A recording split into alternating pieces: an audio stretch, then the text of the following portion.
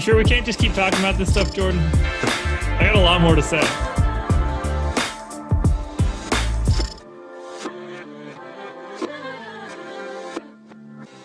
And we are live. Welcome to the MLB Strategy Show. It is, I have no idea, Tuesday, August 10th. I barely knew that it was August. That was going to be a pretty tricky one. I am Josh Engleman. I am joined by Adam Scherer. We are here to break down a 15-game MLB slate. Technically speaking, it's a 17-game day, which I don't think that I've seen all that frequently, but 15 just for us, at least on DraftKings. FanDuel kicked two of them to the curb.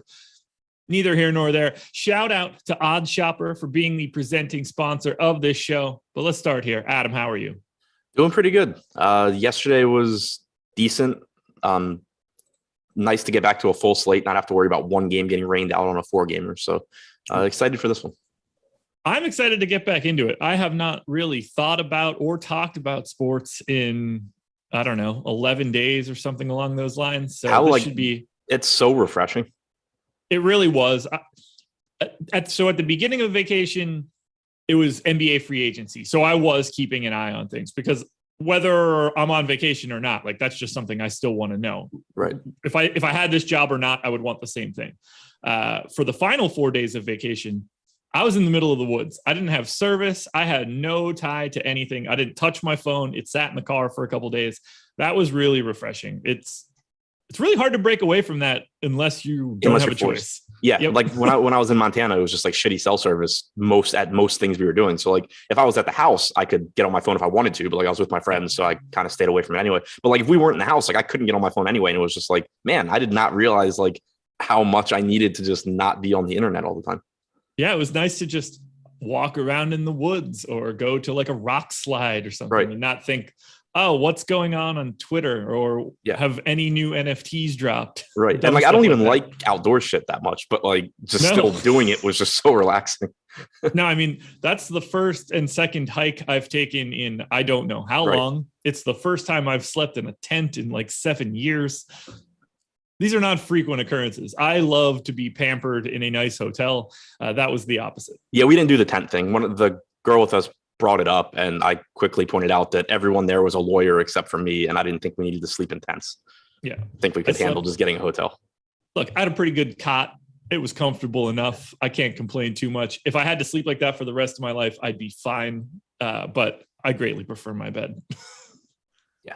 I don't think anybody cares anymore about my sleeping arrangements for the past 3 days. We have a ton of games to get into. So hit the like button, subscribe to the channel, and then go subscribe to Awesemo Odds, and then go subscribe to the Awesemo Fantasy Football channel. Hit the notification bell on all three so you never miss any of our content. But I'm ready to dive in if you are. Yeah, let's go. Pirates and Cardinals. First game up on the docket. 4.5 run implied total for the Pirates, 4.9 for the Cards. Steven Brault, J.A. Happ. Happ pulling a little bit of ownership, 9% on DK right now, 3% on FanDuel. I didn't really get to him on FanDuel at the $6,400 price tag, but $5,900 for Happ makes some sense in this spot. Are you looking to get to Happ? Are you looking to get to Brault? Yeah, I mean, the price on Happ has kind of just gotten to a point where you have to at least consider him. He's not any good, but he's $5,900, so he doesn't really need to be. He's got a good matchup against the Pirates. It's in Pittsburgh, which is, a decent place to pitch. Weather seems to be okay here. So I doubt that he'll end up being necessary on FanDuel, like you said, just because it's a one pitcher site. Hitter pricing is typically pretty soft. There's 15 games.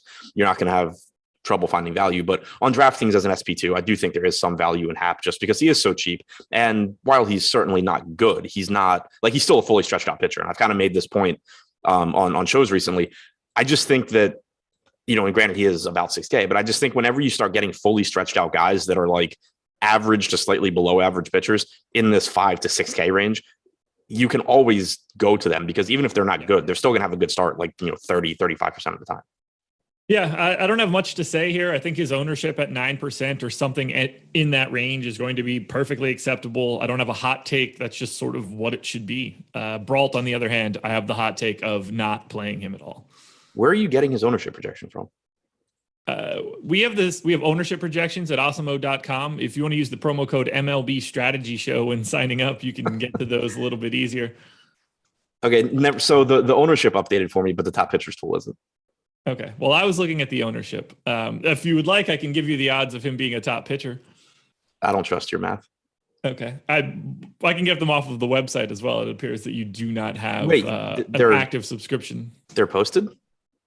Top pitcher? Yeah. No. Okay. Ownership, however. Yeah. Ownership. I refreshed ownership when we were talking and it showed up. But I had just been refreshing the top pitcher tool and assumed that nothing was updated. I only have the ownership page up, so that worked out perfectly. Brault is at 0, and he should be. Any disagreements? No. He's not a terrible pitcher, but it's also a relatively difficult matchup against an entirely right-handed Cardinals team. So I don't really see a real reason to go there. Speaking of that entirely right-handed Cardinals team, how are you feeling about them? They don't appear to be pulling nearly as much ownership as I would like them to have. I kind of like them here going up against Brault. Yeah, I think it's a pretty decent spot for them. Again, I don't think Brault's a terrible pitcher, but if you go back to the start of 2019, he's struck out 18.4% of righties, 163 expected ISO. Again, not terrible, but still not a lights out pitcher by any means. And you do have power on this team. Dylan Carlson is cheap and fast and also a pretty good hitter. Goldschmidt has power. Arenado has power. O'Neill has a ton of power. And I love O'Neill in spots where he's facing a pitcher that doesn't get a lot of strikeouts. That's always really nice because when he puts the ball in play, he typically does damage. Harrison Bader, same kind of guy. So I think that, outside of Goldschmidt and Arenado, it's a really inexpensive team as well. Yeah, I'm a little surprised to see. I mean, look, it's a 15-game slate. Pretty much everybody is going to be low owned. Right. It's really hard to break free from the pack when all 30 teams are going to play today. So I do like the Cardinals. I have them as my number 5 stack overall. I think that they are basically properly owned. I'm going to get to them. I don't really see a way around it. Same sort of scenario on the FanDuel side. I have them as my number 7 stack there. They are pulling quite a bit of ownership though, 4th most. And it's weird to see that. Cardinals are 18th in aggregate ownership. Or in my leverage metric, sorry. So their ownership is kind of neutral. On the Pirates side, I just see them as like a team that exists on this slate. Yeah, that's pretty much where I am too. If J.A. Happ starts to pull more ownership, I could see getting to the Pirates, but on a 15-game slate, the issue with doing that, if this were like a 5-game slate and, Happ's 5,900 and pulling ownership, I'd be more interested in going to the Pirates. The problem here is they can make Happ have a relatively bad start and still be nowhere near the team that helps you win tournaments because there's so many other offenses they have to beat. So, I don't mind getting to guys individually. Brian Reynolds at 4K is in a good spot here. Same for Brian Hayes, also at 4K. If Kevin Newman's leading off at 2,700, that's a reasonable value. But I think I probably go that route more than I get the full Pirate stacks. We are going to have so many different teams where we're just like, yeah, they're here. They're between the 12th and 20th best team today. And it just becomes, there are obviously going to be a large chunk of teams where we're like, no, these guys are just no-goes. To me, the Pirates are, if you have some, it's okay type stuff, especially with the Happ ownership or potential Happ ownership. I don't have anything else really to add. Who's your favorite bat in this game? Goldie or O'Neill. Price-wise, probably O'Neill, but I really like Goldie too. Okay. Arenado coming up pretty high for me. If Tommy Edman is the guy that showed up the most in my sim, which is interesting, 3,200 second baseman, I'll take that. He's been so bad, but yeah, he's still cheap. Oh yeah. He's not really good even when he's good. He was good for a couple of months, one season. Fair enough. Now we're on to your team. Orioles and Tigers, the coin flip game. Tons of scoring expected here. Keegan Aiken, Casey Mize, no pitching ownership to speak of. Will you roster an arm in this game?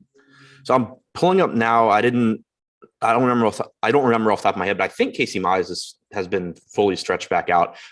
He threw, 76 pitches last game in 5 innings. He gave up 4 earned runs, almost 3 homers. I think he was just pulled because he was getting hit. He threw 88 pitches against Baltimore the game before that in 7 innings. So I think he can go, 85, 90 pitches here. I have some interest in him at 7,300, but again, probably a better real life pitcher than fantasy pitcher at this point. The strikeout numbers just aren't really there. 19.2%. He has had issues with home runs, almost 1.5 homers per 9, 4.31 xFIP. It kind of feels like a spot where on a smaller slate, he'd look really good, but on this slate, it's probably just going to be someone that's kind of difficult to get much exposure to. Okay. Offenses, on the other hand, pretty popular here. A lot of ownership going to this game. Both sides, in fact, a little bit more so going to Baltimore. Do you have a preferred side looking for hitters? Probably it's tough. They're both like similar teams where there's a few guys that I really like, and then the rest of the team is just like I don't want any part of that. I think I would lean toward the Orioles. Actually, I just think their lineup's a little bit deeper. But then again, Casey Mize is also definitely better than Keegan Aiken. Yeah, it's pretty close for me. Like I really like Akil Baddoo. I like Jonathan Scope. I like Robbie Grossman. I like Eric Haas. And then on the other side, like I love Cedric Mullins. I really like Santander at 2,600. Mancini is fine. Hayes is fine. Stewart's fine. So it's kind of like there's like 3 to 5 guys from each team I really like, and then the rest of the team is kind of just like, yeah, whatever. I have the Tigers ranked pretty highly and owned properly. I have the Orioles a little bit behind the Tigers, but they are, to me, massively overowned. Do we have an update on the top stacks yet? No, we don't. So I have the Orioles as one of my most overowned teams on DraftKings for today. We've got Mullins at 13% ownership. We've got Santander at 14% ownership. That's going to be about the peak for most guys today, barring like true pricing problems, guys that, are just making their way back. I don't feel like I want to get to a ton of Orioles just because of that ownership, but at the same time, it's not as if you're really competing with a ton of people. Yeah, I mean, I think it's another spot too where you can kind of grab guys individually. Like, you mentioned that ownership on Santander and Mullins, which I think those guys should be getting ownership. Mize has really struggled with lefties this year. 275 expected ISO, 274 actual ISO. And both of those guys, Mullins, having one of the best years in baseball. Santander has taken a step back this year compared to last year, but still has some power. One guy I would point out individually, though, assuming he's in the lineup, DJ Stewart, probably batting 5th or 6th. Only 2,400 on DraftKings, only getting 6.5% ownership. He has, since the start of last season, Stewart has a 332 expected WOBA and 184 expected ISO against right-handed pitching. So I think that's a spot you could go to at a little bit lower ownership if you're trying to get Orioles exposure. Okay. Yeah, Mullins on FanDuel right now pulling 23%. That's where it starts to get a little bit problematic on a 15-game slate. That's a big number. So many guys out there. I mean, this is going to be one of the more popular games just based on what I'm seeing, based on the run totals, prices. I expect to be here pretty heavily on both sides, maybe a little bit lighter than the field for the Orioles, but it's not like I want to get away altogether. It just seems like a nice spot to target from a DFS perspective. Who's your favorite bat here? Ignoring ownership and stuff, Cedric Mullins. Okay. Yeah, I've got Mullins, Scope, Grossman, all showing up in sort of the same amount. Obviously, Mullins a higher peak, although Scope looking pretty good. I don't really have Eric Haas. I guess I just like the Tiger side. Yeah. Because of the position, he's just so expensive now, though. Yeah, 5,400 is a legitimately heavy price tag. Probably mildly warranted, though. Yeah, he's been really good. So Casey Mize has been really good at holding runners. That's a downgrade to Mullins. Still a good spot for Mullins to hit, but 116 innings pitched this year. Casey Mize has allowed 0 stolen bases. Wow. That's kind of crazy. Yeah, he must have changed something. Last year, he allowed 4 in 28 innings. He graded out as slightly negative at holding runners. This year, he is obviously grading out as a positive. Yeah. If you've given up 0 stolen bases, I don't think it's possible to grade out as anything other than a positive. Yeah, so that potentially takes a little bit away from Mullins, but at the same time, like he'll try, and that's kind of what you want anyway. Although, I guess if Mize is super fast to the plate, they're just probably not going to try. But right, good game to target as far as I'm concerned. Keeping it moving. Great game to target here, but in different ways. Phillies and Dodgers, 3.7 run implied total for the Phils, 4.7 for the Dodgers. It's Aaron Nola. It's Max Scherzer. Nola pulling a little bit of ownership, 7% on DK. Scherzer, on the other hand, going a bit different direction. 37% owned on DraftKings, 24% on FanDuel. Let's start with Scherzer. He is clearly the chalk for today. He is the second most owned pitcher on the day. I don't really have much to add. I think that's exactly what it should be. He's Max Scherzer. Yeah, I agree.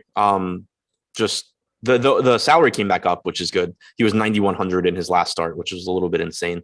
But now you have him back to 11K. He's just clearly one of the best pitchers on the slate, always going to be the case. Leads the slate with a 34.5% strikeout percentage. His only real issue this year is he has been touched up for home runs, 1.45 home runs per 9. It is a favorable park for hitting. It looks like it's supposed to be relatively warm in Philadelphia as well.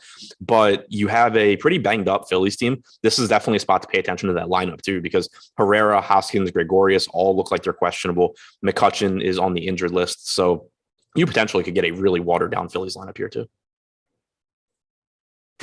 What do we do with Nola then? Can you be targeting him at 10,500 against the Dodgers here? 3.7 run implied total. Really depends on the ownership for him. Right now we have him projected for like 7% ownership. He's also really expensive. So it's more of a large field tournament play. And even on a 15-game slate, I don't know that it's that necessary. I mean, the Dodgers are just a really, really good lineup. And even though Nola has been better at home basically forever, which is weird in Philly, but it's been the case for several years now, it's still just, you have alternatives on this slate. There's so many ways you can go when there's 30 pitchers. So I think it's going to be really, really difficult to get there. I mean, Scherzer is not that much more expensive. Just kind of looking through the other pitchers at the top. Sean Manaea is facing Cleveland.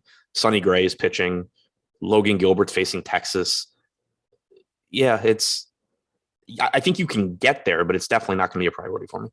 Yeah, I think that 7% ownership that he's pulling is pretty spot on.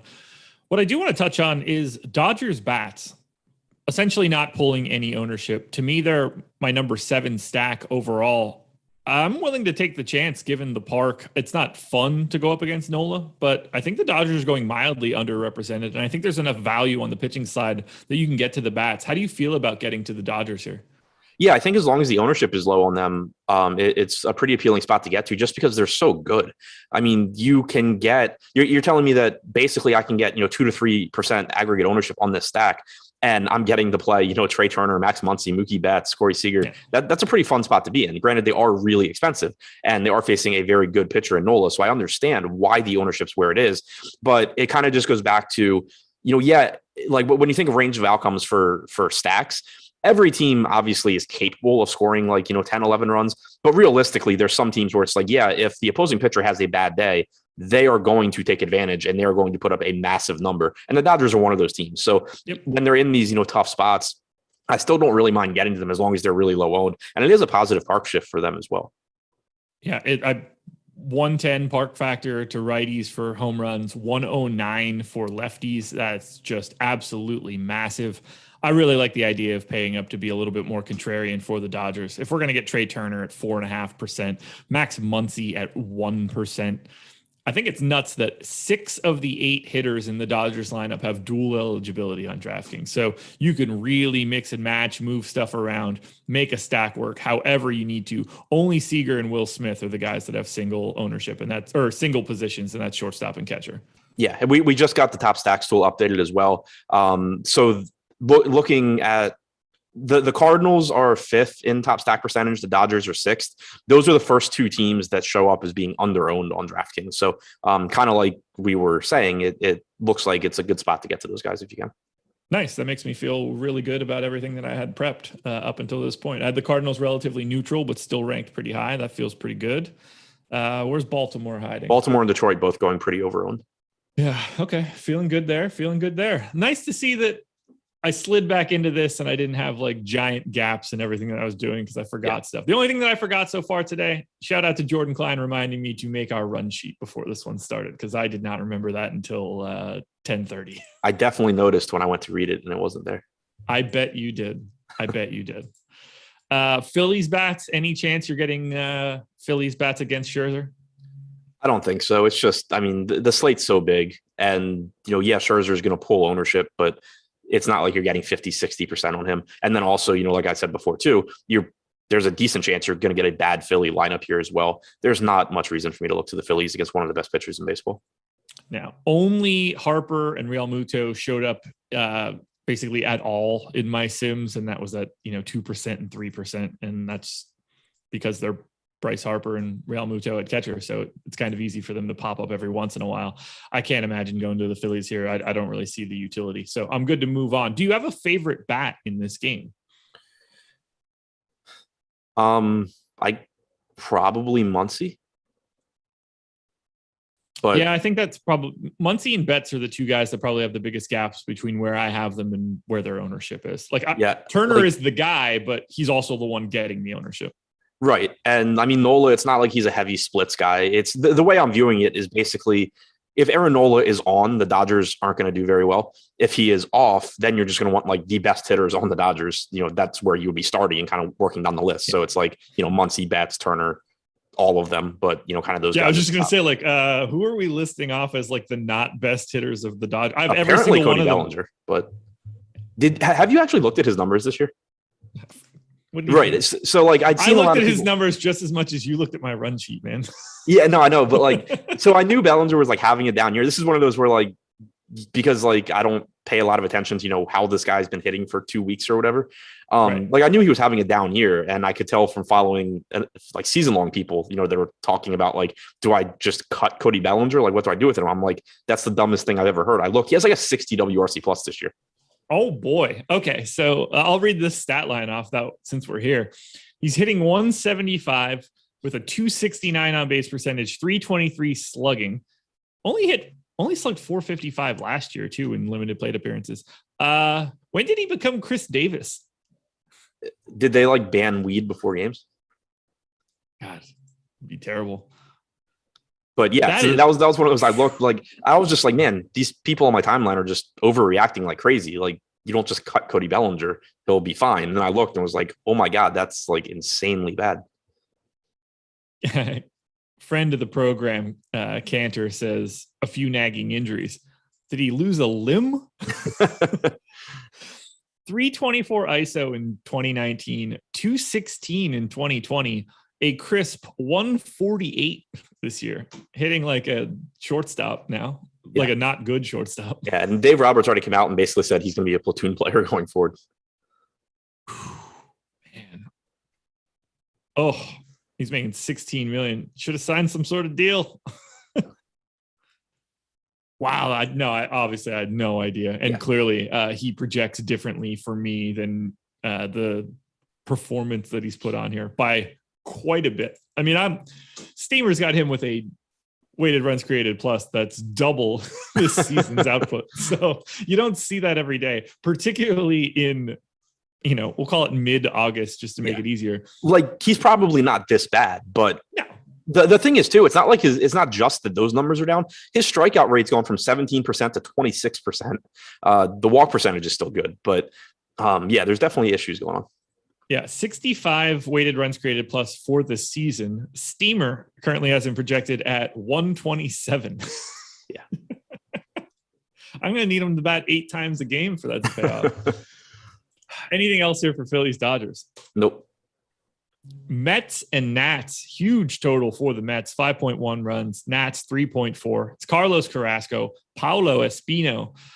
Carrasco pulling a lot of ownership, 16% on DK, just 4% on FanDuel. I actually like him more on FanDuel at 7,900 just because of that ownership number. Not that I don't like him on DraftKings. I like him more than we're projecting there as well. Shouts to Nick Kaz for becoming a member on YouTube, by the way. How are you managing Carrasco in this spot? It's still pretty tough for me to get to him at 8K just because of the seemingly limited workload. He threw 58 pitches in 4 innings in his first start, followed it up with 62 pitches in 4 1/3 against Miami in his second start. It's just hard for me to think that he's jumping from 62 to like 90, 95 pitches. And at 8K on a 15-game slate, you're walking a really, really fine line if you're trying to get like a tournament winning score from 75 pitches at 8K of Carlos Carrasco. So that's the issue for me. The matchup, of course, is good against Washington. You might not even have Juan Soto in the lineup. Everyone else outside of Josh Bell basically sucks. So it's a really good matchup. I would really, really like Carrasco if I had any level of confidence he was giving me 6 innings, but it's just really, really hard to get there. So what are your thoughts on that ownership number, 16%? Does that feel about right to you? Is that a number that you want to be near? It comes, one, I think it comes down. 2, if it doesn't, and that's the actual ownership everybody's just out of their mind. Out of their mind. That is an aggressive stance for how bad the Nats are. What can he, and if he's, let's say he's throwing 70, 75 pitches, what can he realistically do at 8K that you're happy to have? That's a good point. It's a good point.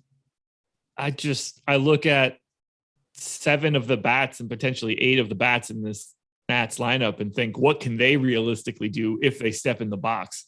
Yeah. Okay. So, but let's say, okay. So, I mean, not that, point per dollar multipliers really matter in baseball, but just throwing out a number. Let's say you want like 24 points or something, 22 to 24 points. You need him to get the win. So you need him to go at least 5 innings. You need the Mets to actually win the game, obviously. But then over those, let's call it 5 innings, you still need, 18 to 20 points, which means you probably need like 7 strikeouts and no runs or something over 5 innings. That's a good point. He can do it for sure, but definitely wouldn't be going there at 16% ownership. And that just seems really high to me. Okay.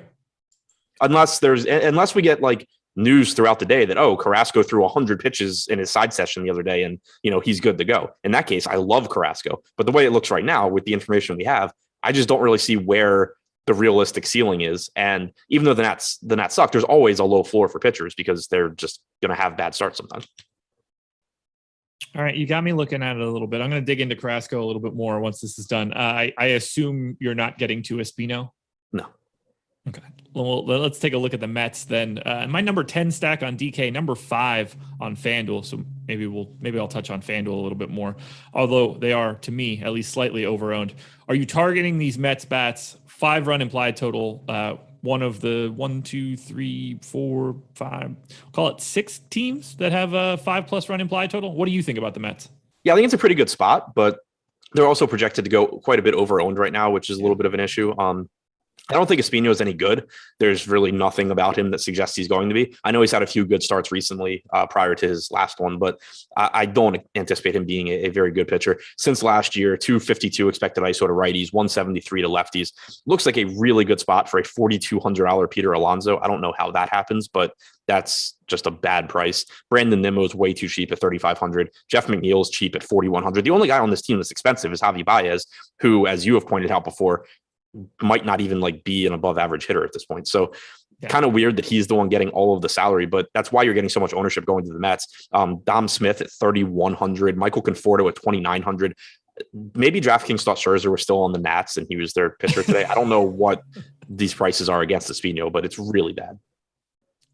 Do you have any idea what Baez's strikeout rate is in Steamer? No, but I know for the season, it's like 37%. 33%. Yeah. Yeah, look, I would have liked to get to at least some Met stacks here, but I do have them as overowned on both DK and FanDuel. I do like the price tags a little bit more as a whole on FanDuel. And McNeil, Smith, Baez, VR, all dual eligibility or more. So they're a little bit easier to roster as well on FanDuel. Do you feel more interested in Nats bats against Carrasco if he's pulling the ownership, or is this a spot where you just don't trust Carrasco and you definitely don't trust the Nats bats? Yeah, I think Carrasco is going to pitch well for whatever amount of time Carrasco is pitching. I'm just not convinced that amount of time is long enough for me to want to roster a guy at 8K with any sort of frequency, especially if he's projected for a decent amount of ownership. But yeah, it's not that I think the Nats are going to get to him. If Soto's in, you can always go there. Josh Bell at 3,800 is always fine. But the Nats basically are min salary, so like you can use them as value, but it's also just not a very good spot. Carrasco, I think, is still a quality pitcher, and the Nats hitters are just bad. Yes, they are. I don't have anything else to add here. I assume we're both on the same page that Alonso is the best Mets bat. Yeah, for sure. There's a lot of good Mets bats. They're a team that obviously I haven't built any semblance of a cash lineup yet, but I would expect that they have several guys that are showing up at least as like finalists to be in a cash lineup. But yeah, Alonso at 4,200 is the one that really jumps off the page. Nothing too crazy going on for the schedule today. We've got a bit of a gap. Once Adam and I finish this up, we'll be back for the deeper dive, 4:45 p.m. Eastern time. And that will be Adam once again running through all 15 games with Aton. And then at 6 p.m., I will hop back up on the stream, MLB Live Before Lock with myself and Eric. So we're going to break it all down for 2 hours and 15 minutes. Coming back at 4:45. Not a giant gap. Not a lot going on in the sports world right now. If you do want to check out all of the content we are making for fantasy football, college football, you should check out Betting You, Mac Ajeski, Ben Raza. Check out the breakfast menu, Ben Raza, me. Check out PGA Contenders, which will be out probably tomorrow. Again, Ben and I. Lots and lots of content coming out. Tons of fantasy football stuff. You really should be heading over to the Awesemo Fantasy Football channel, signing up, following that bad boy, subscribing to it, notification bell, all that good stuff, because that is where the primary amount of content is coming out there and Awesemo odds. But the live stuff still here. Free content today. MLB top pitchers, PGA top golfers. It's pretty good. MLB top pitchers, great tool. I'm a huge fan of the top pitchers and top stacks tool. I know Adam is as well. We rely on it heavily to build our lineups. You always want to make sure that you're not just flying over the top of an over-owned stack. Rarely the best decision you can make. So make sure you're checking those things out, both free today. Now we keep it moving. Red Sox and Rays. Red Sox 4.9 run implied total. Rays 4.6. Eduardo Rodriguez, Luis Patino. No ownership coming to Patino. 10% coming to Eduardo Rodriguez. I think that looks right. 8% on FanDuel. I think that looks right. Do you have an Erod take today? I think he's really good. The matchup's not great against Tampa. You're also getting them outside of Tropicana Field, which is, a park upgrade for them. But I still have interest in Rodriguez, especially, I wish he was a little bit lower owned. He's getting 10% ownership right now. I don't love the spot because, again, Tampa Bay is still a good offense. They have a lot of power. They have an almost 5 implied run total. I just think Rodriguez has gotten really unlucky this year, and that he's going to just start posting better fantasy performances. He's got the third highest strikeout percentage on the slate. Assuming that Peralta's not pitching the game that's on the slate. It's just Scherzer and Sonny Gray with higher strikeout percentages. Rodriguez is at 28.9%. 3.3 xFIP is better than Max Scherzer. For comparison, it's better than Aaron Nola. 1.2 home runs per 9. But if you look at his expected ISO numbers, it seems like he's gotten pretty unlucky in that department as well. He's allowed a 159 actual he's allowed 159 actual ISO to righties this year, but only a 122 expected ISO. I think he's got a very, very high ceiling here, despite the tough matchup. It's just a risky spot because, it is a Tampa team that has a ton of right-handed power. I got to hit on 2 things in chat. For this one legitimately made me choke on my water. This is from Joseph. He said, apparently Zach Gallen is like my second cousin, so I'm fading him. My family sucks. I wasn't ready for that at all. So thank you, Joseph, for that one. Apologies for the shitty family. And then I don't know what else. And Steven Leibowitz said, I'm off my game. And I think you're right. It was only 42 likes. It's 46 now. 300 concurrent viewers. Guys, hit that thumbs up. We got to run that number up a little bit. I'm finally back off of vacay. Reward me with hitting the like button, which helps us out a ton. Let's talk a little bit about Red Sox bats. Let's talk a little bit about Rays bats. For me, both under-owned.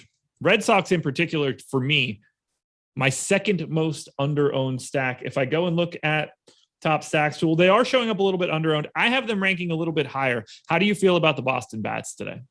Yeah, I feel kind of similarly about the Red Sox and the Rays here, where, I know I just finished talking about Eduardo Rodriguez being really good, but the Red Sox and the Rays are both good offenses. You have Luis Patino pitching for the Rays. He's one of the top pitching prospects in baseball. He's shown plenty of flashes so far in his time in the majors, but he's far from a certainty or someone that's going to consistently be good. He's got a 4.9 xFIP so far in the majors. He's allowed 1.47 home runs per 9.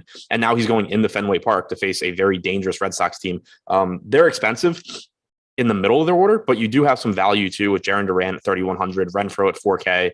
The bottom of the order should be really cheap. Not very good, but really cheap. So it's a stack that I think you can still make in an affordable way. And it's just, you're kind of just hoping that Luis Patino has some issues because he's a rookie in a really, really tough spot. And that's going to happen a decent amount of time. Could he come out there and just have a monster game? Like, sure, he's talented enough. He could, but it's just still a high upside spot with a pitcher that, you're still going to get pretty inconsistent outcomes from. And then on the other side with Rodriguez, his underlying numbers are really, really good, but you also have to keep in mind that this game is in Fenway Park. There's going to be balls that are home runs that or there could be balls that are home runs that by like advanced metrics are graded as outs. Like they should be outs because they're 312-foot fly balls to left field. So this is a park that, you're just going to get unlucky sometimes. And the Rays certainly have the power to take advantage. One other thing is that Rodriguez has actually given up power to lefties, 217 expected ISO this year. And he's always been someone that has had some issues with left-handed power. That's worth mentioning because, you do have Austin Meadows. You do have Brandon Lau. Meadows' numbers against left-handed pitching since last year are pretty bad. But again, he's a very good hitter. So I still think he's a reasonable play. But Brandon Lau, 192 plate appearances against left-handed pitching since last season, 311 WOBA, 232 ISO, expected ISO is 214. So you've actually seen him have some success here. That's a guy that you can go to that I assume just nobody's going to play because he's 5K in a lefty-lefty matchup. But it actually looks like a pretty decent spot for him. I really like this game for offense. I wasn't expecting it, but there's just no ownership coming in here on DraftKings side. So I like Boston. I like Tampa. I'm in here. There's been a lot of Boston games recently, and this is one of them where it's just like, I like the pitching, I like the hitting, and it like sounds ridiculous to talk about, but it's just that you get these situations where there's good pitchers going, so nobody's really rostering the offenses, but then nobody's rostering the pitchers because the offenses are good. And it's like, yeah, okay, sometimes the game's going to middle and it's going to be like 4-3 and nobody does great, but there's still a lot of basically unowned upside in this game because both pitchers are very good at getting strikeouts. Both offenses are completely capable of just lighting up any opposing pitcher. So it's kind of just a spot where a large percentage of the field is like, oh, well, I'll just stay away, when realistically there's a decent chance that some part of this game ends up being really, really useful. Yeah. If you're going to take one piece of this, Erod, Patino, Rays, Red Sox, what would be your preferred piece if you could only take one? Probably Tampa. Okay. On DraftKings, at least. They just look like the most underowned. Right now, we have them right behind the Dodgers in terms of top stack percentage. They have like a 5% chance of being the top stack, only about 2.5% aggregate ownership. Rodriguez, I think is a good play, but he is pulling 10% ownership right now, which looks about where he should be. The Red Sox are projected to be a little bit underowned, but not as much as Tampa. And then Patino, he's getting virtually no ownership, which is appealing, but I think I would just rather go to the bats than Patino if I can only choose one. Likewise. Do you have a favorite bat here? I just have a lot of guys that look similar and no one's really pulling any ownership, so it's hard to split. $4,800 Nelson Cruz is insane. Very true statement. $5,100 JD Martinez at no ownership sounds pretty good to me, as does Kike, as does Xander. I mean, I like this game a lot. Best I could say. Yeah, I like pretty much all parts of it, just, not in the same lineup. Cleveland Guardians, Oakland A's, 4.2 run implied total for Cleveland, 5.2 for the A's. Tristan McKenzie, Sean Manaea, no ownership for McKenzie. Manaea pulling just 6%. He's 10K on DraftKings. Is it a Sean Manaea day? I think so, especially if he's not getting ownership. He's a very good pitcher. The Indians are a not great offense. Manaea is coming off of a rough start against San Diego his last time out, but you saw the upside in his two previous starts: 6 innings, 9 strikeouts against the Padres, 34 DraftKings points. The one before that, he went 7 innings with 13 strikeouts against Seattle, 39.5 DraftKings points. Like, he clearly can go out there and do that. And this Indians team, you have Ramirez, you have Reyes that are good hitters. Outside of that, it's a pretty mediocre lineup. They have a decent implied run total at 4.4, but I just think Manaea does have a ceiling here. He struck out about 27% of hitters this year, 3.38 xFIPs, one of the best on the slate, only a 5.5% walk percentage. If he were getting, a lot more ownership, I would back off. But if he's only going to pull 5 to 6% ownership, I do like him, potentially as a pivot from someone like Scherzer, who's getting a lot more. Any McKenzie? Large field tournaments, it's okay. I don't think I would go there in smaller field stuff. It's a really, really risky spot. And I think it's a spot where more often than not, he's not going to succeed because Oakland does have a very, very dangerous lineup.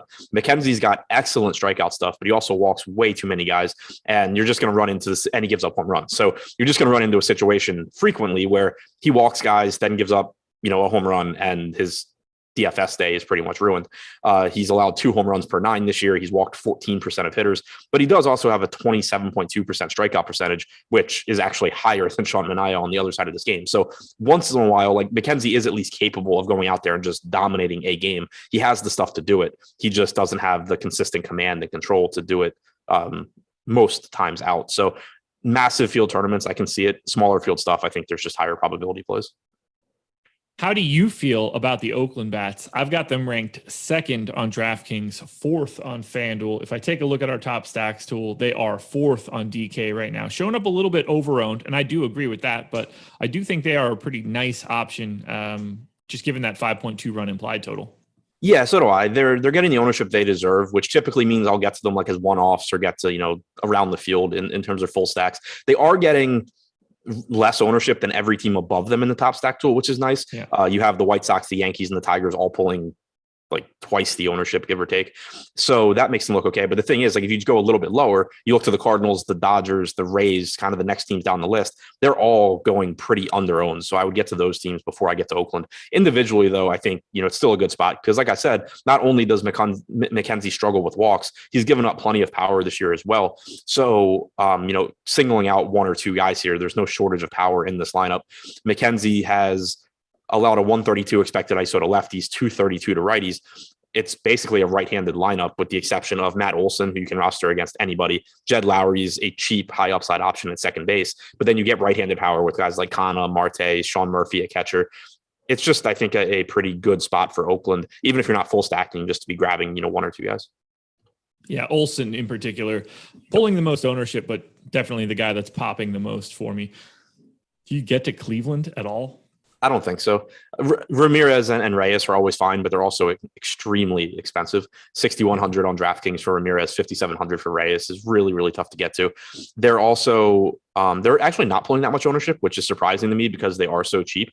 Like Miles Straw leading off at 2,700 is really cheap. You have Ramirez, Mercado at sub 3K. Basically, the whole lineup is 2,700 or less, except for Rosario, Ramirez, and Reyes. But with it being a slate this big, I'm just not really looking to pick on Sean Manaea. Same. Favorite bat? Olsen. Yep. Agreed.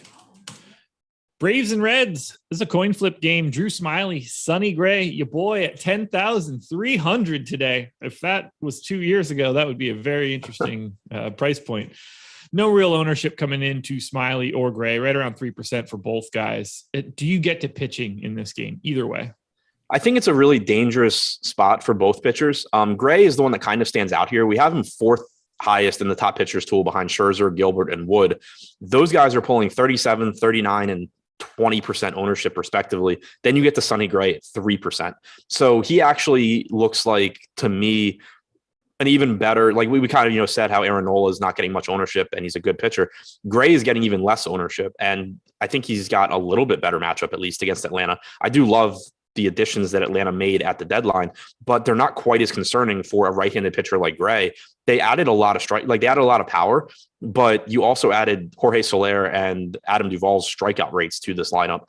So if Gray is on top of his game, he can really pile up some strikeouts from those guys. Austin Riley strikes out, Swanson strikes out at a decent rate. So I think it's a boom or bust spot for Gray. I'd feel better if the salary were a little bit lower, but I do like the ownership discount you're getting relative to these other guys at the top. And I do like the matchup a little bit better for Gray than I do for Nola.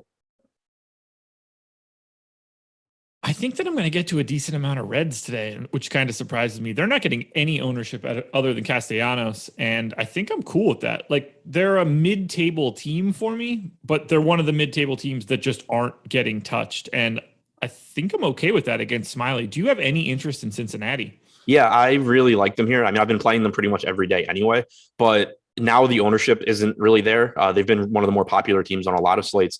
Drew Smiley is not a terrible pitcher, but he's not great either. And he does give up plenty of power. 173 expected ISO to righties, 271 to lefties this year. And he's another guy that throughout his career has had some issues with left-handed power. So not shying away from left-handed bats. Castellanos is still one of the most mispriced guys, I think, at 4,400. But you have power with Votto, with Winker. India's got some power and stolen base upside. Tyler Stevenson's got power for a catcher. Eugenio Suarez, batting lower in the order, has some power at third base.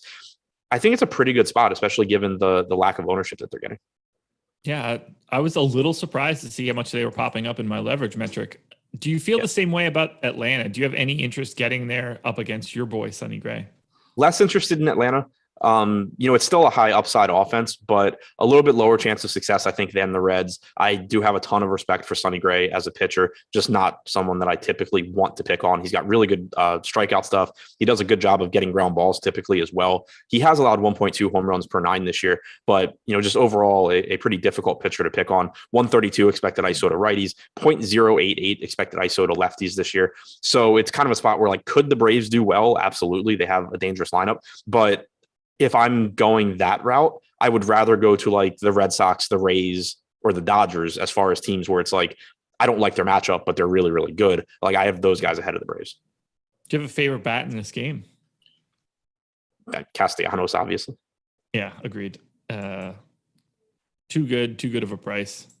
He's the guy that shows up the most for me on either site. That's all I've got here. Moving it on. This one only matters in one spot. Cubs and Brewers. 4-run implied total for the Cubs, 4.5 for the Brewers. Not on FanDuel, but it is on DK. Alec Mills, Aaron Ashby. We need to have an actual conversation here because I'm either on an island or you and I are going to be in the exact same spot. How do you feel about Ashby at 4,400? So first I have to get over what he did the last time I rostered him, which I think he lost like 15 points in the first inning. He went 2/3 of an inning, gave up 4 earned runs, and scored negative 10.7 DraftKings points. That being said, at 4,400, I'm interested here. The weather is not great for pitching. It's going to be humid. The wind's blowing out.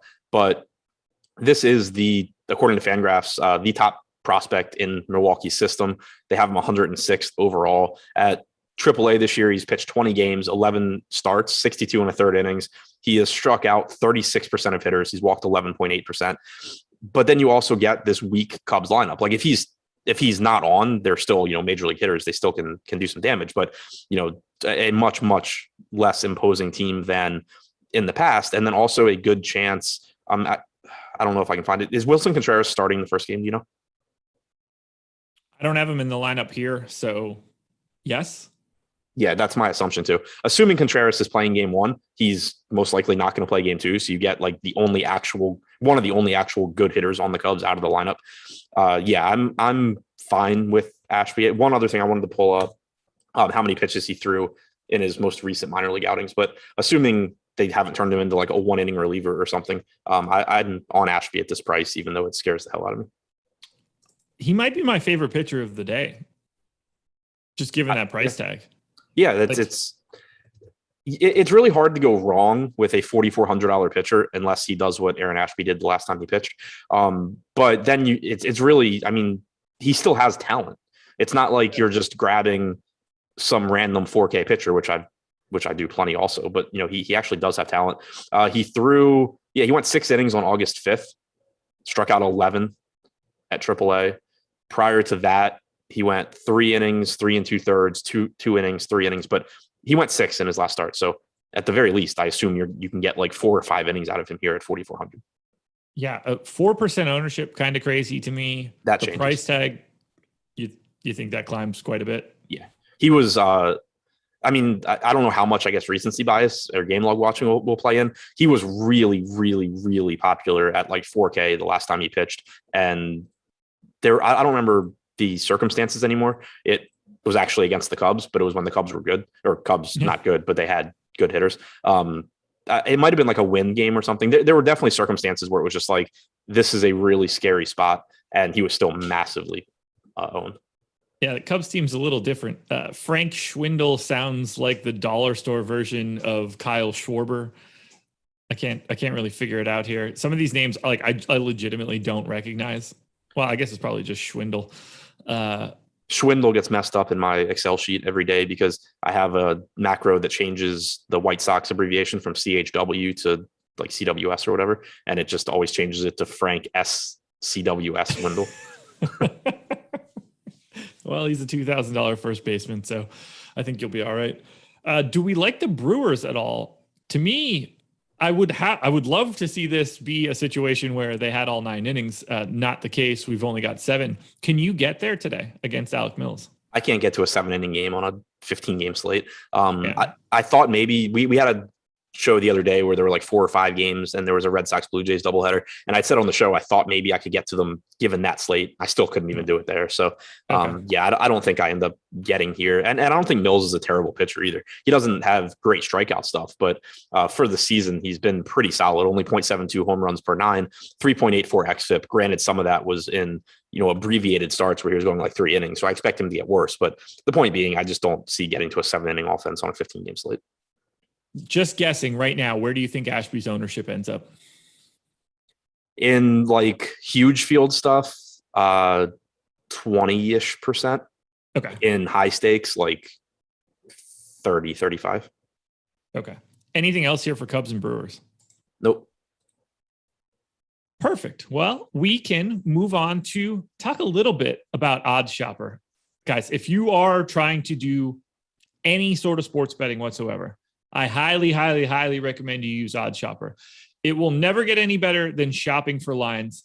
That's going to be the biggest edge you're going to be able to find. If you're just trying to bet on something that's at minus 110 and you can find another place and get that at a better number and you can bet there, you should be doing that. Don't leave little bits of edge on the table. Odds Shopper helps you do that, lays it all out in front of you, get notifications when lines move. You can track bets, all sorts of other great features across multiple sports books. Jordan Klein, best producer in the business, has it pulled up now. You can even get some of the best bets, get expected ROI on certain props, expected win rates on certain props. You guys should be checking it out. It is essential, and it's not going to cost you a cent. So go to oddshopper.com and check it all out now. We've got. I'm going to amend my Ashby ownership projection off the top of my head to like 15%, 15%, maybe a little bit lower than 20 in large field. Okay. That works for me. 7 more games to go. So we are basically at the midway point. Let's hit Astros and Rockies. 4.9 run implied total for the Stros, 3.7 for the Rocks. Jake Odorizzi, John Gray. So it's a gray day today. Sonny Gray and John Gray both going today. 16% ownership for Odorizzi on DraftKings, just 1% coming to John Gray. What do you think about that Odorizzi ownership? I think that he's a mediocre pitcher, but he's better at pitching than the Rockies are at hitting. And the salary is pretty nice. So I think the ownership makes sense. Like right now we have Carrasco and Odorizzi basically at the same price point, getting 16% ownership apiece. It makes way more sense to me why Odorizzi is getting his than why Carrasco is getting that. Yeah, I'm with you on that one. I think Odorizzi's ownership is incredibly spot on. Honestly, I had him at 17%. We have him at 16%. 7,700 looks like a nice price. Do you get to John Gray? I don't think so.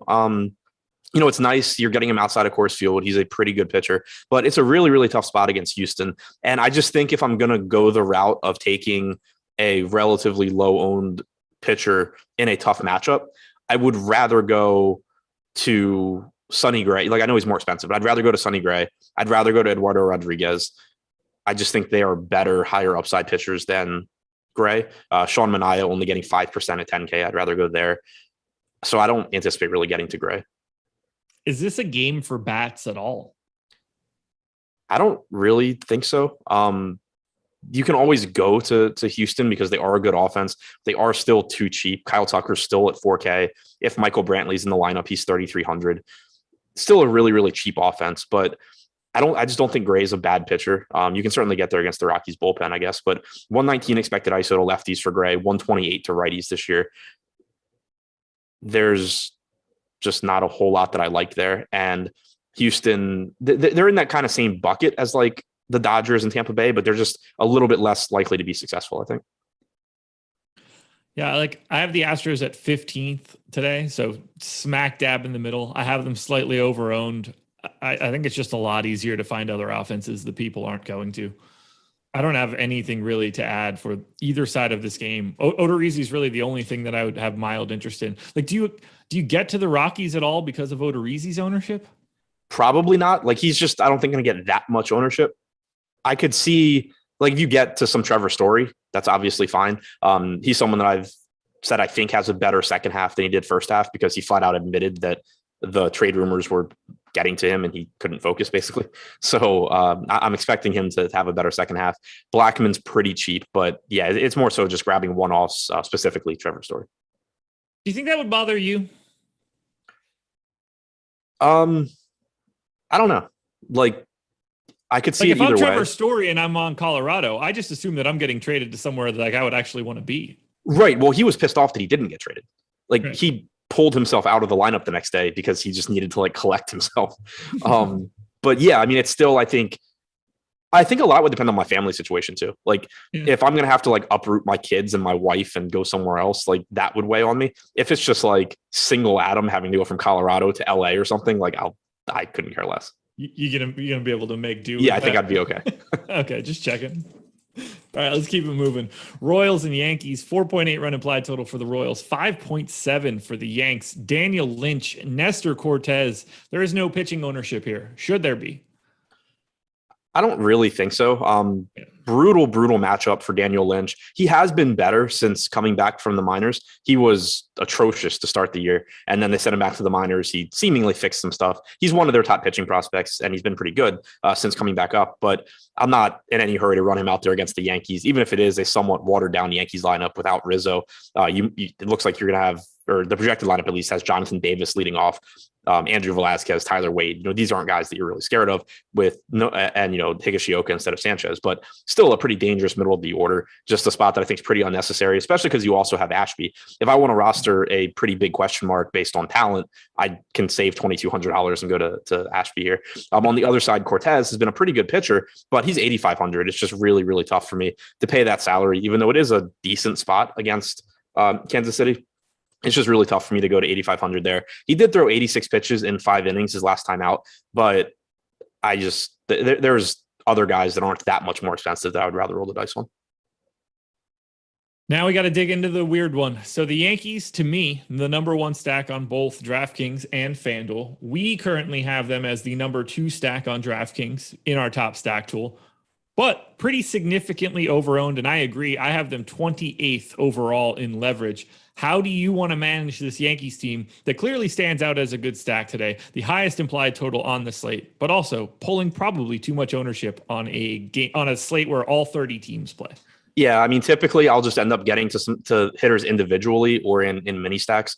Like Giancarlo Stanton at 4,500 against Lynch is very obviously a really, really good play. Same for Aaron Judge at 5,200.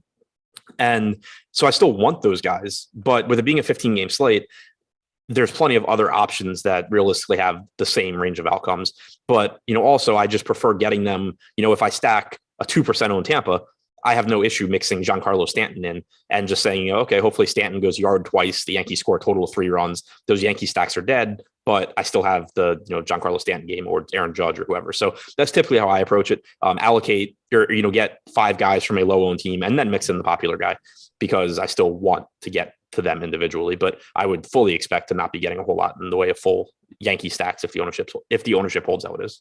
Stanton 16%, Judge 20, LeMahieu 16, Voit 15, Velasquez 10, Higashioka 13. Those are big numbers on a slate like this. And that kind of illustrates the point I was just making. Like Giancarlo Stanton is only getting 16%. That's not crazy ownership, but once you start mixing 16% Stanton with 20% Judge with 15% LeMahieu, then you're just starting to get a lot of total ownership going to your team. Whereas if you have 5 guys from, again, I'll just use Tampa as an example, that are 2-3% owned, I couldn't care less to Stanton 16% or Judge's 20%. It just doesn't matter. Yep. Do you have any interest in the Royals side of this game? I actually have them grading out a little bit better than I was expecting. I have them under owned. I think they're kind of cheap. They're not very good. It's not a great park. Do you like anything from Kansas City? So I like some of the pricing. I still think it's going to be difficult to get to a full Kansas City stack. Yeah, because they're just not very good and the matchup's not great. But I do think $3,800 for Whit Merrifield's a very, very good price tag. Salvador Perez is always one of the top catcher options. Hunter Dozier, only 3K, has some power. But in particular, it's Merrifield and Perez. I think I probably get to those guys, especially because neither one is pulling ownership right now. We have Perez at 4.4%, Merrifield at 4.1%. I thought there was a decent chance I would pull it up and it would be like everybody on Kansas City's 1%, except those guys are like 12. But if they're not going to get ownership, I'll take those guys. Yeah, you explained it perfectly. I'd be surprised to want to stack them up in a full stance, but there are a couple guys that are actually okay, and they aren't pulling any ownership. I like it. I like it a lot. Anything Looks else? Like good hitting Royals? weather. Oh, nice. Anything else here for Royals Yanks? No, I just think I'll have a lot of one-offs and mini stacks, but I'll probably be underweight on full stacks. Okay. One more here before we take another little tiny break. Twins and White Sox, 4.6 run implied total for the Twins, 5.5 for the Sox. Griffin Jacks, Dallas Keuchel. No ownership coming in here for pitching. Will you be rostering any arms? No. Again, like if I want to roll the dice on Griffin Jacks, I'll just go to to Ashby instead. It's a really tough spot for Jacks. He doesn't show any of the same strikeout upside that Ashby does. He, I think, was decent in his last start, I want to say, because he faced Houston and I didn't win a bunch of money. So I'm assuming he did relatively well. But that was all. Yeah, give up one run in 5 1/3. That was also a game, though, where if you follow the MLB barrel account on Twitter, it was just like Astros barrel after Astros barrel, just unlucky out, unlucky out, unlucky out. So he doesn't grade out as anyone that's, a prospect or anything like that. It looks like a good spot for the White Sox. On the other side with Keuchel, he's just more expensive than I would like. Much better real life pitcher than DFS pitcher. And at this point, he's not even that good of a real life pitcher. So I can't pay 8,700 for Keuchel, I don't think. Now we get into an interesting conversation, although I assume we're going to be in the same sort of stance here. We have the White Sox as the top stack. I have them 8th. I do have them as the most over-owned stack. I'm going to run clean away from the Chicago White Sox today. How do you feel about them as a stack? Kind of just replay what I said about the Yankees. I like the White Sox individually. I don't think I'll really get to White Sox full stacks just because it's going to be so much ownership. But, you do have some really good pricing. Eloy Jimenez, still 4,400, seems to have found his timing at the plate with back-to-back 2 home run games. Luis Roberts back in the lineup, only 3,400. So both of those guys look like good values. Tim Anderson and Jose Abreu are both really expensive, but also I think very good plays. So again, it's more so, if all the other hitters in my lineup are 2 or 3%, then I'll gladly mix in some Eloy Jimenez or Luis Robert or whoever. But I'm not looking to just put them together because then it just gets so difficult to differentiate the rest of your lineup. Yeah, to me, just pretty significantly overowned. Not as overowned in the top stack tool as the Yankees, but I see it as a little bit more aggressive than that. Either way, I just like this is a perfect spot where I'd just rather get to the Red Sox or something that we talked about earlier today. Dodgers, who are pulling no ownership whatsoever. Just doesn't it's a great spot against Griffin Jacks, that's for sure. Yeah. Not very good, but I'm not trying to follow that ownership on a 15 gamer. Any interest in the Twins? I think Polanco, Donaldson, Garver getting ownership. They're the guys that should. I don't really want anything else here. Yeah, I think so. I like the Twins from an ownership standpoint. I think it's actually a pretty decent matchup against Keuchel. It's again, because there are so many offenses, I'm not sure how much I get to full Minnesota stacks, but there's a lot of guys here that I think you can use as one-offs or mini stacks because Minnesota's got a lot of right-handed power that also swings and misses a lot. They're facing a pitcher in Keuchel that isn't as good as he used to be. He's lost a little bit of velocity. He's not locating quite as well. So even though he still does get a lot of ground balls, you're seeing him give up a good amount of power this year as well.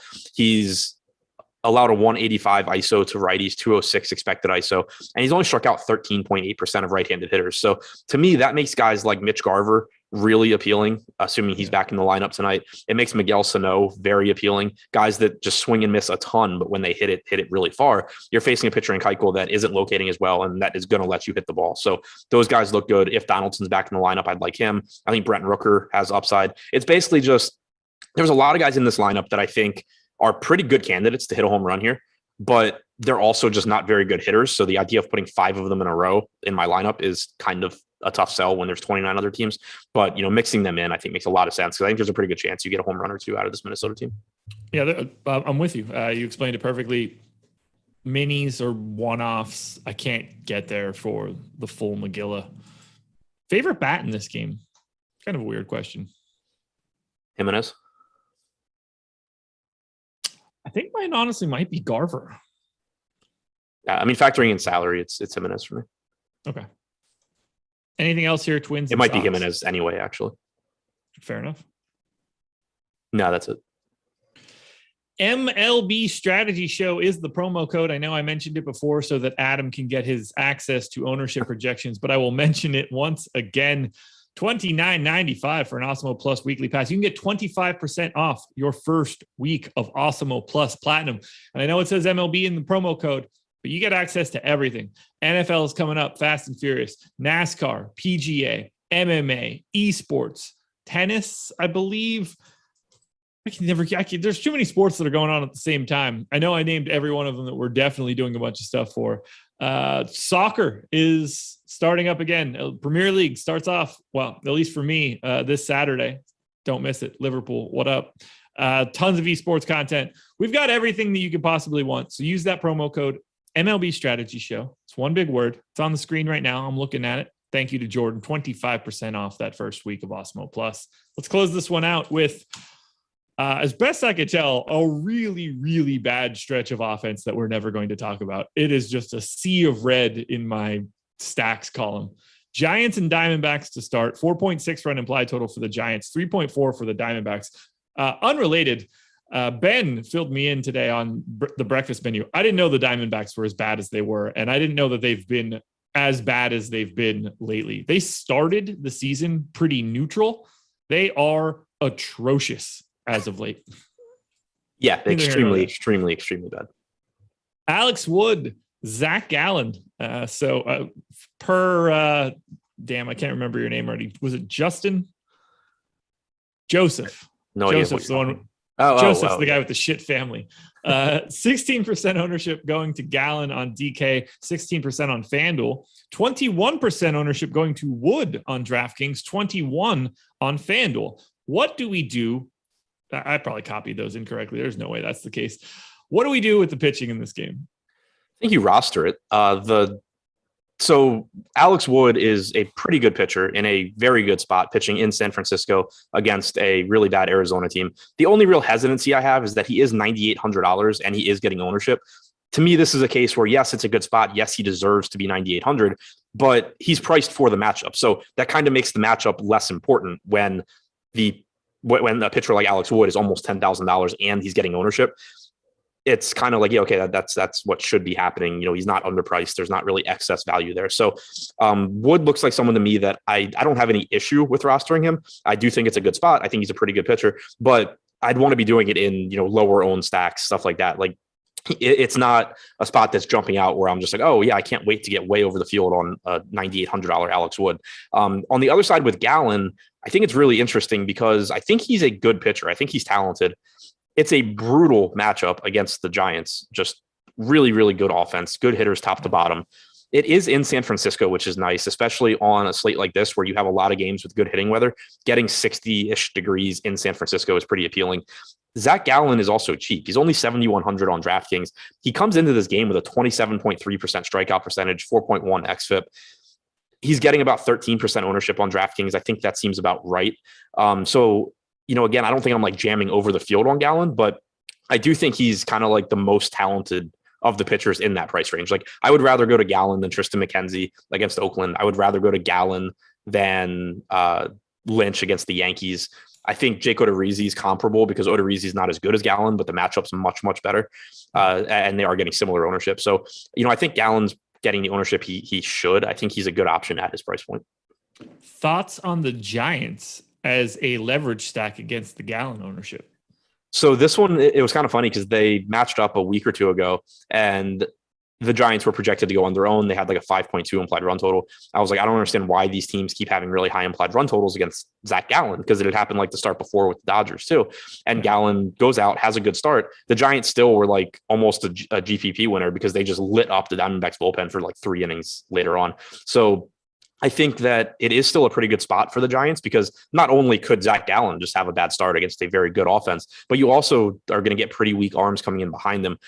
Virtually no ownership going to the Giants. I think they look pretty good. I still would rather, I think right now teams like Tampa Bay, the Dodgers, the Cardinals, the Reds look a little bit better than San Francisco does. But I do think if you're playing 150 lineups, San Francisco at 1% ownership is the spot that I probably get overweight on in those tournaments. Yeah, I have them 5th in leverage right now. They're my 17th favorite stack, but to me, they are going on their own. You do then get that little bump of the fact that Gallen is one of the pitchers that are pulling double-digit ownership. So I would like to have a couple in a large field situation. I don't feel the same way about the Diamondbacks, however, on the opposite side of the Wood ownership. Do you roster any Arizona? I think it's a pretty tough sell. Like Alex Wood's just a pretty good pitcher. The ballpark sucks. The Diamondbacks suck. The only real argument you could make is that Alex Wood is popular and the Diamondbacks are really cheap. So you could conceivably go like Max Scherzer plus Sonny Gray or Max Scherzer plus whoever your other favorite pay up guy is. You could get a build like that, but you still need the Diamondbacks to have a big game in San Francisco, which, yeah, it's possible, but it's pretty unlikely. So I doubt that I end up really getting there. One other thing to point out with the Giants, Zach Gallen has an extremely good changeup that we've seen over the years. He's done a pretty good job of mitigating left-handed power. Going back to last season, he's only allowed a 103 expected ISO to lefties, 166 to righties. So while that's not good, I mean, it's fine. It's not crazy high, but he has given up more power to righties. He has also struck out 33% of righties over that time compared to 22% of lefties. So there's no there's no one spot that I think you're like really looking to exploit against Gallen. But if you're just trying to get a home run, I think that like somebody like Chris Bryant probably stands out as your best bet. Okay. This one should be pretty easy. Angels and Blue Jays, 7-inning game, 3.5 run implied total for the Jays or Angels, 4-1 for the Blue Jays. Jose Suarez, Ross Stripling. Do you roster either pitcher?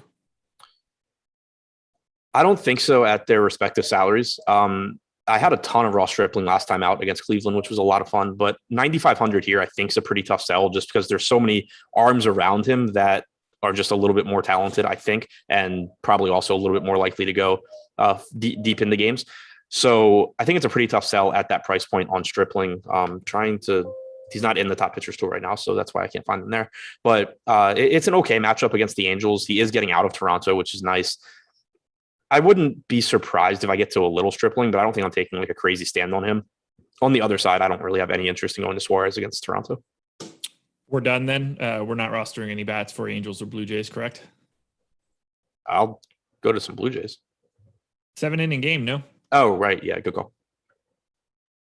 When you're good, you're good. You can have as many Blue Jays as you want if you'd like. I would. Makes a lot more sense. Send me a DM at like 9:30, being like, I didn't realize that game was 7 innings. Yeah, well, it makes a lot more sense why the Blue Jays implied run total was only 4.2. Yeah. So to me, I don't really have anything else to add here for the Angels and Jays. So if you're actually, not rostering Suarez or Stripling, does that make you like so Stripling more?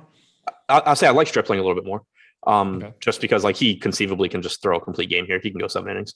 And it is, an okay spot against the Angels. They do get Shohei Ohtani back after being in the National League. So that's a bump for them. But you have a lot of strikeouts here. Upton strikes out. Adele, if he's in the lineup, strikes out. Marsh strikes out.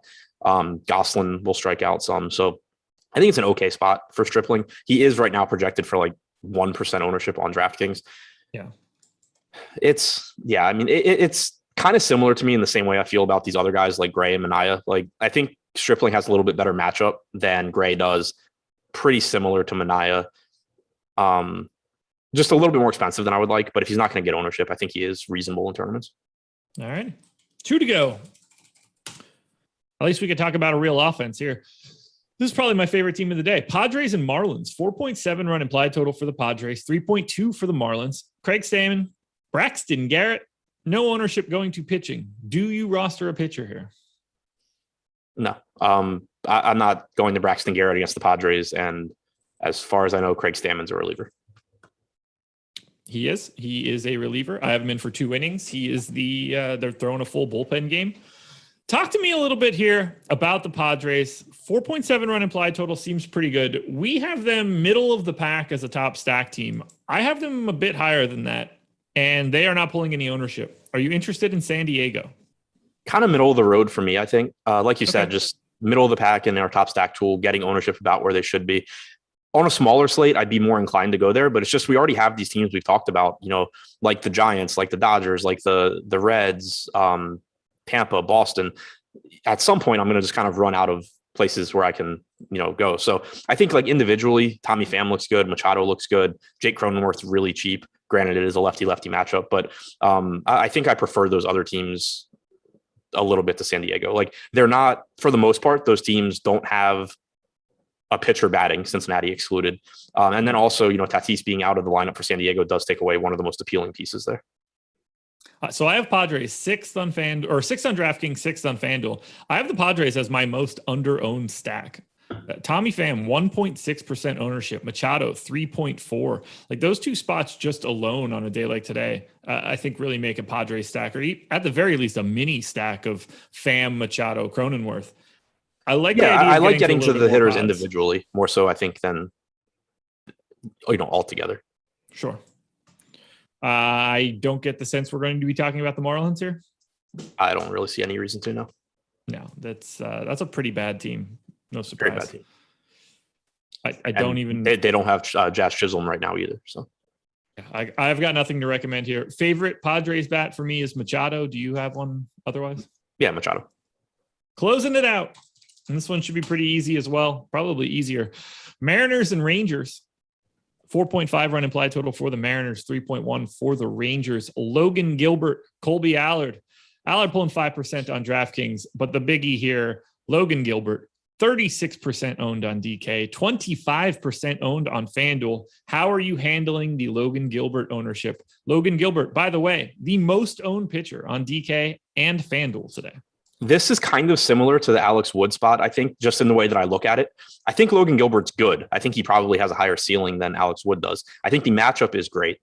I don't think Logan Gilbert, matchup agnostic, is a $9,600 pitcher yet. I think there's a good chance he will be at some point. But so I think the point being, I think that the salary has adjusted for this great matchup.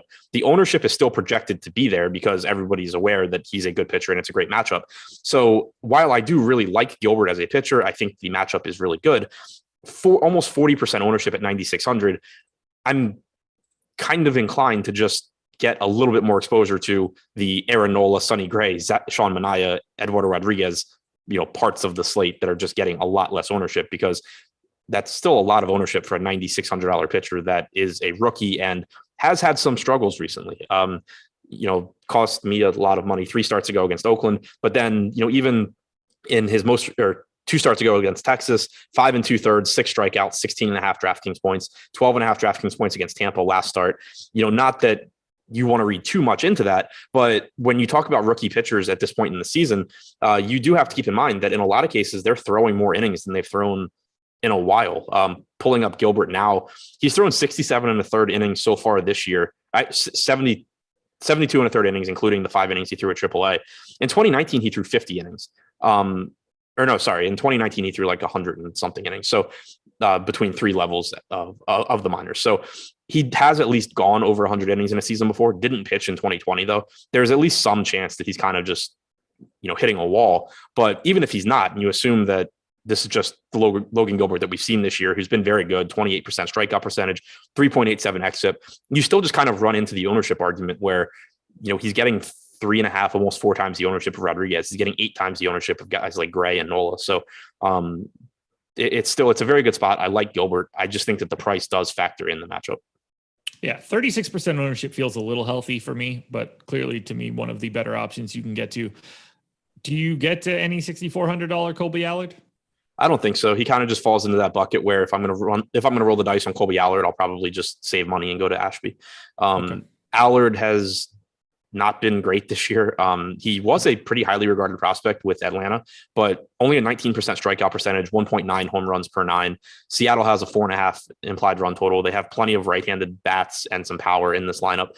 For the season, Allard has only struck out 19% of righties compared to 27% of lefties, 202 expected ISO to righties. I think it's actually a pretty dangerous spot for him going up against guys like Haniger, France, Toro, Torrens, Cal Raleigh, Dylan Moore, even, has some pop. So even though Seattle's not a great offense, I do think they have guys that can take advantage of Allard. Is there any way we're rostering any offense on either side here? I like Mitch Haniger. I like Ty France. I don't think I get to a lot of full Seattle stacks. They are projected to go on their own. They're in that same ballpark as San Francisco, but San Francisco, I think, gets a little bit of a leg up because Zach Gallen's getting ownership, whereas Allard's really not. But yeah, individually, I think, Haniger's in a good spot. France is in a good spot. Toro's in a good spot. I've got nothing else here. Do you have anything else for Mariners Rangers? Nope. Sum it up. Favorite pitchers? Go. I think it's really tough. Like Scherzer is my favorite. And then outside of that, it's like my favorites would be Wood and Gilbert and Ashby, but that's like a whole different category. My favorites would be Wood and Gilbert. Like in cash, I'm probably going to one of those guys if I'm not going to Ashby. But in tournaments, factoring in the ownership and the pricing, I really like getting to Sonny Gray. I really like getting to Sean Manaea. Okay.